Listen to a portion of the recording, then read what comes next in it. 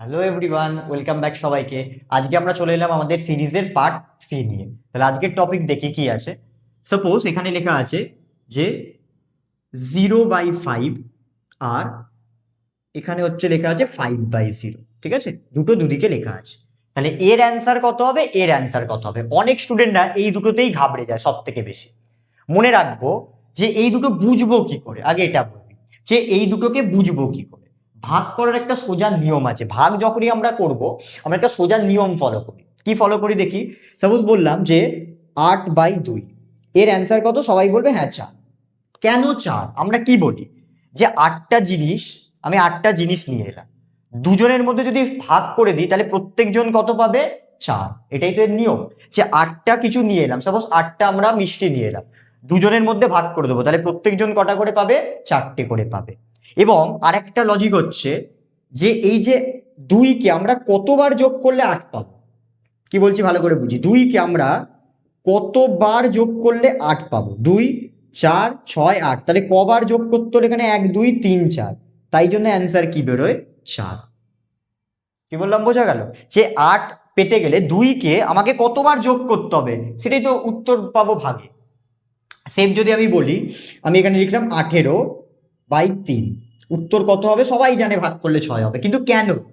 কারণ 3কে আমি কতবার জুড়বো যে 18 হয়ে যাবে? 3, 3, এইভাবে জুড়তে থাকবো, দেখবো কোথায় গিয়ে 18 হচ্ছে। তাহলে 3, 3 এ 6, 3 এ 9, 12, 15, 18। তাহলে কটা 3 পেলাম? 6টা। তখনই তো আমরা লিখি 6। এটাকে শর্টকাটই তো আমরা ভাগ করে দিই, হ্যাঁ কি না? তাহলে এটা একটু ভালো করে বুঝি। এখানে কি আছে? সব থেকে প্রবলেম হচ্ছে এখানে। বলেছে 5টা কিছু জিনিসই আমি দিচ্ছি না। আমি কত জিনিস দিচ্ছি? 0 জিনিস দিচ্ছি। আমি কটা জিনিস দিচ্ছি? কিছুই জিনিস দিচ্ছি না, দিয়ে বলছি 5 জনের মধ্যে ভাগ করো।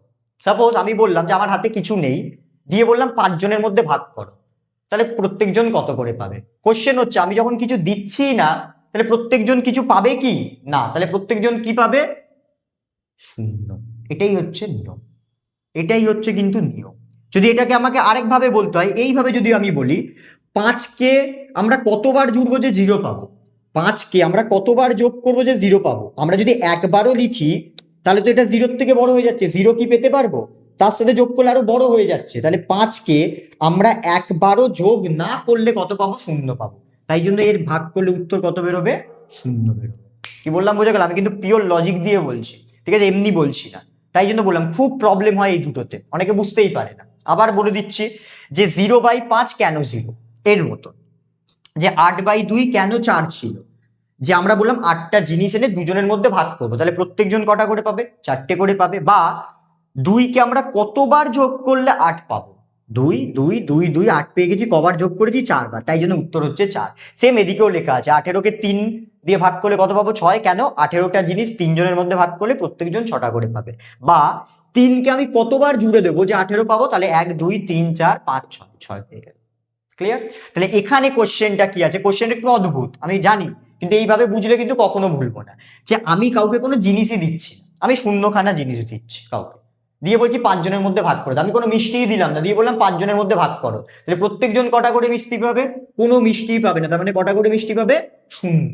এবার আরেকটা লজিক কি, যে 5কে আমরা কতবার যোগ করবো যে 0 পাবো? আমার কথা হচ্ছে 5কে যদি আমি একবারও যোগ করে দিই, আমি 0 পাবো কি না?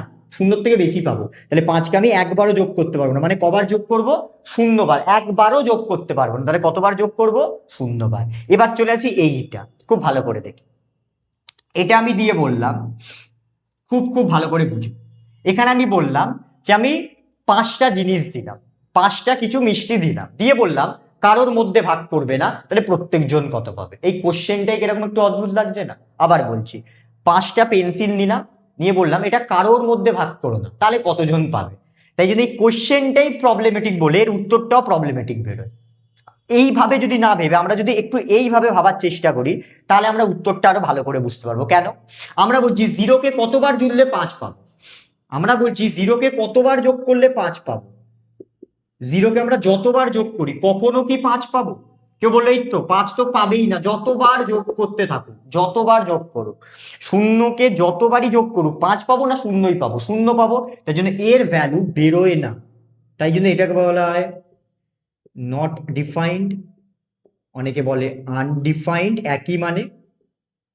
আর বাংলায় বলে অসংজ্ঞাত, মানে এর ভ্যালু আমরা কি করতে পারবো না, কখনো জানতে পারবো না, কারণ শূন্যকে কতবার যোগ করবো যে 5 পাবো, 5 তো পাবোই না, সেই জন্য এর ভ্যালু কিন্তু নট ডিফাইন্ড হয়। অনেকে এইটা আর এটার মধ্যে গুলিয়ে ফেলে, খুব গুলিয়ে ফেলে, তাই জন্য এটা আর এটাকে ভালো করে দেখো, তাহলে কিন্তু তোমাদের কোনো প্রবলেম হবে না, কারণ যারা ক্লাস 11-এ আছে তাদের জন্য কিন্তু এই জিনিসগুলো খুব খুব ইম্পর্টেন্ট। কি বললাম, বোঝা গেল?